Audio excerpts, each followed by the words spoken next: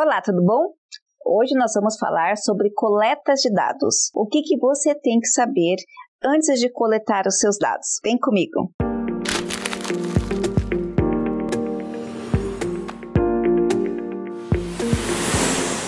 Bom, eu já vi muitas pessoas que após a coleta de dados, quando essa coleta não é feita de forma correta, o que acontece?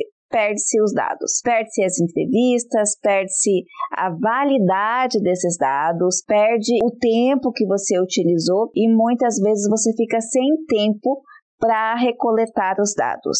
E aí a pergunta, o que aconteceu? A maioria das vezes eu percebo que existe uns gaps, algumas lacunas em algumas questões básicas que você deve se preocupar.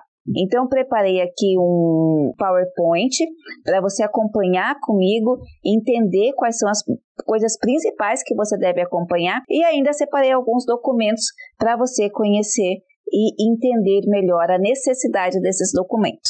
Vamos lá?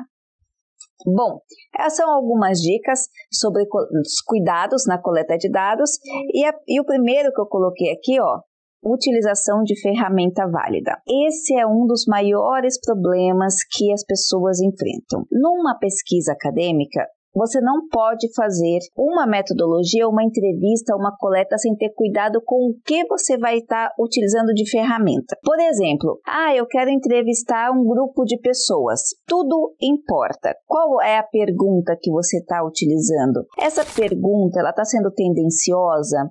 Como que você fez para validar essa pergunta? Como que você se organizou? Quantas perguntas você vai fazer? Alguém utilizou antes? Uma banca aprovou essa pergunta? Aí você fala, puxa vida, professora, tanto cuidado só com as perguntas? Sim, todo o processo científico envolve uma etapa de rigor científico. É por isso que as perguntas, as ferramentas, a forma que você vai aplicar é tão importante, sendo quantitativa ou sendo qualitativa. Mas eu quero fazer uma pergunta, um questionário semi-estruturado. Ok, eu sugiro que se você não é um estatístico, não é um matemático que vai conseguir fazer o cálculo de validação da pergunta, se você não tem como ter uma banca para aprovar a relevância e a validade das suas perguntas, eu sugiro sempre que você procure uma ferramenta válida. O que é uma ferramenta válida? É uma ferramenta que já foi utilizada em algum trabalho, já aprovado, já publicado, que passou ali pelo rigor de uma banca, ou ainda aquelas ferramentas oficiais. Eu separei aqui uma ferramenta que se chama DAS21. É uma ferramenta que o próprio comitê, que o próprio Centro de Psicologia usa, também de psiquiatria. É uma ferramenta que é utilizada para medição de nível de depressão, ou tendência de depressão ou nível de depressão. Então, vocês podem observar aqui, o nome dessa ferramenta é DAS21. Então, só o fato de eu usar a ferramenta DAS21 para saber se o indivíduo está com depressão ou está tendenciando a passar por um episódio de depressão, é porque todas essas perguntas já foram testadas, já foram validadas e eu não vou ter que justificar porque eu estou usando essa ferramenta. Por que eu estou usando essa ferramenta? Porque é uma ferramenta que já é validada. Se eu não tivesse essa ferramenta, quais seriam as perguntas que eu iria utilizar, seja na anamnese ou seja na observação clínica, para entender se um paciente, se um indivíduo está com depressão ou tende a entrar em um episódio de depressão? Quais seriam as metodologias? Eu teria que buscar essas metodologias. Aqui no DAS21 já é uma ferramenta pronta, validada e aprovada. Ou seja, já houve todo um cuidado metodológico e técnico para a gente saber se essas perguntas podem ser utilizadas para diagnosticar uma pessoa com depressão. Então, note, ele é um questionário que tem 21 perguntas. Essas perguntas, tá vendo? Tem uma nota 0, 1, 2 e 3, tá? Que a gente pode tratar facilmente depois através da pontuação mesmo, para saber da amostra, não só indivíduo, mas a amostra. Lembra, é uma ferramenta validada, então se você investigar só essa ferramenta, tem toda uma série de estudos que comprovam não só a eficácia, como a forma, e indicam a forma de você tratar. Isso é fundamental. Então vamos lá. E qual é a instrução do DAS 21? Então, olha para você ver. Por favor, leia cuidadosamente cada uma das afirmações abaixo e assinale o número apropriado, 0, 1, 2 ou 3, que indique o quanto ela se aplicou a você durante a última semana, conforme a indicação a seguir. 0. Não se aplicou de forma alguma, aplicou-se em algum grau ou por pouco tempo, aplicou-se em algum grau considerável ou por uma boa parte do tempo e aplicou-se muito ou na maioria do tempo.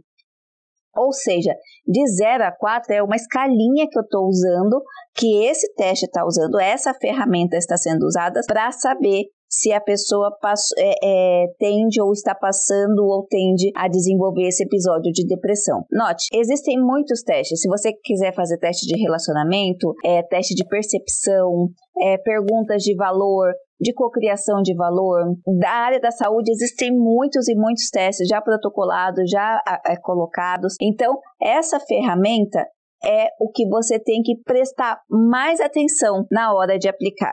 Se o seu estudo é aplicado, ou seja, se ele não é teórico, porque você pode desenvolver uma dissertação, até mesmo uma tese, dependendo da área, só no sentido teórico ou só no sentido de, vamos supor, pesquisa integrativa, de você pesquisar o estado da arte, saber e desenvolver mais ali sem a aplicação. Mas o estudo precisa ser aplicado, você precisa fazer qualquer tipo de aplicação, a sua ferramenta tem que ser válida. Depois, eu coloquei aqui o cuidado com sua amostra. Isso é fundamental. O que aconteceu? Eu já vi teste, por exemplo, de pacientes com câncer, só que sem o cuidado de ver qual é o nível, qual é o tipo, qual é o tempo de tratamento, qual é a idade, qual é o sexo. Toda a sua amostra tem que estar muito bem mapeada e documentada. Se você está falando, eu estou tratando com adolescentes, de quantos a quantos anos você está considerando adolescente e por que você está considerando essa idade, essa faixa etária como adolescente? Qual é o perfil socioeconômico? É o mesmo?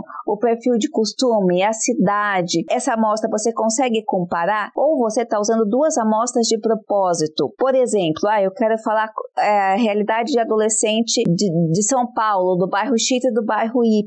Toda essa amostra ela tem que ser muito bem comparada, muito bem classificada. Se você vai fazer a amostra laboratorial, eu já vi pessoas que eu vou fazer a amostra com ratinhos, os ratinhos lá utilizados para o laboratório. Quanto tempo esses ratinhos têm? É o mesmo tempo? É o mesmo fator? É o mesmo ambiente? Você precisa garantir que a sua amostra seja uma amostra válida. É uma outra questão. Você não pode simplesmente entrevistar por entrevistar ou aplicar por aplicar. Essa amostra tem que ser o máximo homogênea possível, porque só assim você pode comparar tanto materiais, tá? Quanto pessoas. Então, eu quero entrevistar tal perfil socioeconômico. Tem que ser, ele é o máximo homogêneo possível. E se não for, você vai ter que justificar. Eu quero fazer a entrevista qualitativa. O que é entrevista qualitativa? É aquela que vai te dar uma amostra menor, só que o máximo de qualidade possível. Por exemplo, eu quero investigar editores de revistas científicas. Então, eu vou colocar editores de revista científica com mais de 10 anos de atuação em revistas XYZ. Eu vou classificar. Eu vou colocar o mais próximo, o mais de qualidade possível. Eu quero entrevistar as perspectivas da Previdência no Brasil. É qualitativa a minha amostra. Quais são as pessoas que você vai entrevistar que pode trazer essa qualidade, esse critério de qualidade, que são pessoas que estão à frente, que conseguem, que conhecem a fundo essa questão previdenciária. Então, veja, a amostra é fundamental para que você consiga também se adequar. Saiba o método de tratamento. Veja, você tem uma pesquisa. Se essa pesquisa ela é validada, ela tem um método de tratamento. Se a pesquisa já está validada, ela vai te fornecer esse tipo de tratamento. Por exemplo, o DAS 21, ele vai me oferecer esse tipo de tratamento, de como eu vou tratar depois esses testes. Quais são as tabelas, quais são as demonstrações estatísticas. Mas eu quero fazer uma pesquisa qualitativa. Tudo bem, professor, eu entendi, peguei meu questionário, apliquei a esse perfil, tem qualidade, e agora como que eu vou tratar essas respostas? A análise de conteúdo. Como é que se faz uma análise de conteúdo? Através de categorização. Puxa vida, o que é isso? Por que eu não me preocupei isso antes de fazer o questionário? geralmente está bem ligado à falta de orientação. E se você não sabe, beleza, você tem a ferramenta e não sabe como vai tratar essa ferramenta, você já tem um problema. Você tem que pensar, visualizar que você tem que ter uma ferramenta e tem que ter uma forma de tratar essa ferramenta para você não acabar se enrolando no decorrer da tese. Bom, a gente ainda tem mais 5 slides para falar sobre essas dicas de como tratar, de como fazer a coleta de dados, dos cuidados que você tem que ter na coleta de dados, e eu vou fazer um próximo vídeo para a gente continuar isso daqui, tá bom? Até já!